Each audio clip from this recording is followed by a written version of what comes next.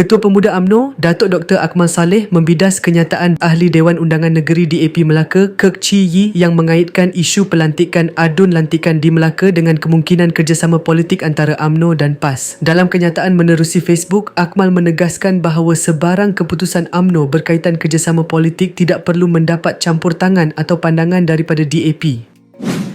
Dengan siapa UMNO nak bekerjasama, tiada kena-mengena dengan DAP. Jadi kenapa nak meroyan tidak tentu hala, katanya. Beliau turut mempersoalkan kebimbangan pihak tertentu sekiranya berlaku penyatuan dalam kalangan orang Melayu. Takut sangat ke kalau orang Melayu bersatu, ujarnya.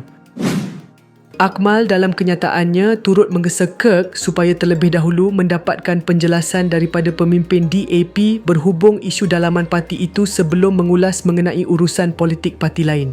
Sebelum tanya saya pergi WhatsApp YB dengan Korming, sudah hantar surat letak jawatan atau tidak? Jangan sibuk jaga tepi kain orang jika kain sendiri koyak rabak ya Kek Chee Yee, katanya.